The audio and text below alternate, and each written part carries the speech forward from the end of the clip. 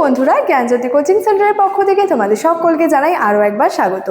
আজকের ক্লাসে আলোচনার বিষয় হচ্ছে বৌদ্ধ ধর্ম থেকে আরও একটি গুরুত্বপূর্ণ বিষয় নিয়ে, যে বৌদ্ধ ধর্মের লক্ষ্য এবং প্রসার সম্পর্কে। অর্থাৎ আমরা বৌদ্ধ ধর্ম সম্পর্কে জানছি, তো এই বৌদ্ধ ধর্মের মূল লক্ষ্য কী ছিল, প্রসার সম্পর্কে কী রয়েছে, এই বিষয়টা নিয়ে কিন্তু আজকের ক্লাসের মাধ্যমে তোমাদের সঙ্গে আলোচনা করব। আচ্ছা, তবে আজকে আলোচনার বিষয়ে যাওয়ার আগে তোমাদেরকে একটা ছোট্ট ইনফরমেশন দিয়ে রাখি। তোমরা যারা যারা ভাবছো আমাদের সঙ্গে এই সেমিস্টারে অনলাইনে যুক্ত হবে, তারা কর্নারে দুটো নাম্বার দেখতে পাচ্ছ, 7076398606 এবং 6295916282। এই নাম্বার দুটি হলো আমাদের জ্ঞানজ্যোতি কোচিং সেন্টারের অফিসিয়াল হেল্পলাইন নাম্বার। তোমরা যারা যারা ভাবছো আমাদের সঙ্গে অনলাইনে যুক্ত হবে, নাম্বার দুটির মধ্যে কিন্তু যে কোনো একটি নাম্বারে যোগাযোগ করে আমাদের সঙ্গে যুক্ত হয়ে যেতে পারো।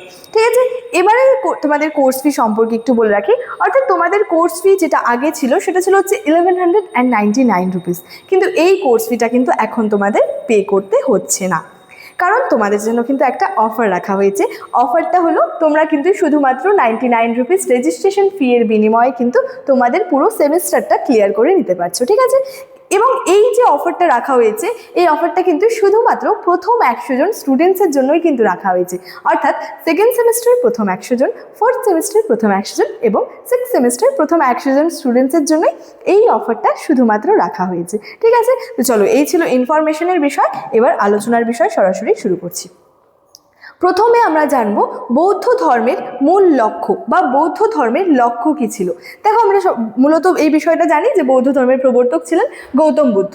তো গৌতম বুদ্ধ ছিলেন একজন বাস্তববাদী ধর্ম প্রবর্তক। ঠিক আছে, তার ধর্মের মূল লক্ষ্য কী ছিল? মানুষকে দুঃখ থেকে নিবৃত্তি লাভের উপায় সম্পর্কে সন্ধান দেওয়া।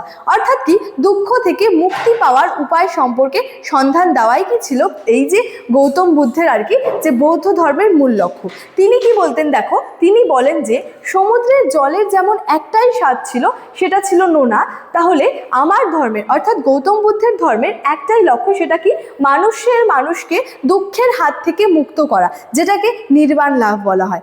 নির্বাণ লাভ বলতে বা নির্বাণ বলতে বোঝানো হয় কিন্তু যে চরম মুক্তি লাভ বা মুক্তি লাভ। তাহলে বৌদ্ধ ধর্মের মূল লক্ষ্য কি, মানুষের যে দুঃখের হাত থেকে মুক্ত করাই কিন্তু বৌদ্ধ ধর্মের মূল লক্ষ্য ছিল। ঠিক আছে, এবারে আমরা যে বিষয়টা আলোচনা করবো সেটা হচ্ছে বৌদ্ধ ধর্মের প্রসার সম্পর্কে। দেখো, মূলত গৌতম বুদ্ধের আমলে বৌদ্ধ ধর্ম কিন্তু উত্তর পূর্ব ভারতে সম্প্রসারিত হয়েছিল। বৌদ্ধ ধর্ম কিন্তু শুধুমাত্র ভারতের মধ্যেই তার প্রসার কিন্তু ঘটেনি, ভারতের বাইরেও কিন্তু এই বৌদ্ধ ধর্মের কিন্তু প্রসার ঘটেছিল। ঠিক আছে, কিন্তু বলেছে দেখো, তার নির্বাণের পর তার শিষ্যদের উদ্যোগে বিশেষ করে মৌর্য সম্রাট অশোক, কুষাণ সম্রাট কনিষ্ক, হর্ষবর্ধন প্রমুখ সম্রাট এবং হিউয়েন সাং, অতীশ দীপঙ্কর, শ্রীজ্ঞান প্রমুখ পর্যটক ও পণ্ডিত ব্যক্তিদের ধর্ম প্রচারের ফলে কি হয়, বৌদ্ধ ধর্ম বিশ্বের কিন্তু বিভিন্ন দেশে এটার কিন্তু একটা ব্যাপক কিন্তু প্রভাবটা পড়েছিল বা ব্যাপক কিন্তু প্রসার ঘটেছিল।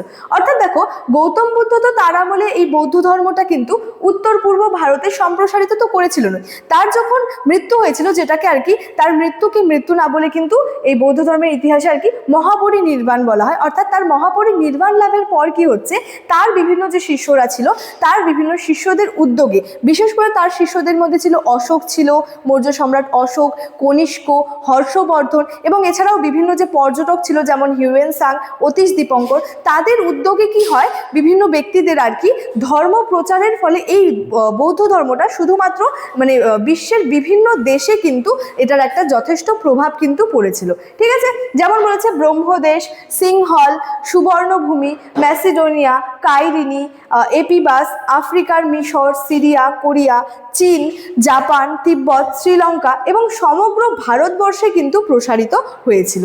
এবং এই সব দেশগুলির সাহিত্য, শিল্প, সাংস্কৃতিক ইতিহাসে কিন্তু বৌদ্ধ ধর্মের একটা যথেষ্ট প্রভাব কিন্তু পড়েছিল। অর্থাৎ দেখো, বৌদ্ধ ধর্মের যেমন একটাই মূল লক্ষ্য ছিল যে মানুষকে দুঃখের হাত থেকে মুক্ত করা। ঠিক আছে, এবং বৌদ্ধ ধর্মের প্রসার সম্পর্কে কি বলা যায় যে গৌতম বুদ্ধের আমলে তো বৌদ্ধ ধর্ম যথেষ্ট সম্প্রসারিত হয়েছিলই মূলত উত্তর পূর্ব ভারতে, কিন্তু তার মহাপরিনির্বাণ লাভের পর কি হচ্ছে, তার শিষ্যদের উদ্যোগেও কিন্তু এই বৌদ্ধ ধর্মটা কিন্তু বিশ্বের বিভিন্ন দেশে কিন্তু বৌদ্ধ ধর্মের একটা যথেষ্ট প্রভাব পড়েছিল, অর্থাৎ বিশ্বের বিভিন্ন দেশে কিন্তু এই বৌদ্ধ ধর্মের কিন্তু প্রসার ঘটেছিল। ঠিক আছে, তাহলে বৌদ্ধ ধর্মের মূল লক্ষ্য কি ছিল, বৌদ্ধ ধর্মের প্রসার সম্পর্কে কি বলা হয়েছিল, এই বিষয়টা নিয়ে কিন্তু আজকে আমার আলোচনা এতটাই ছিল।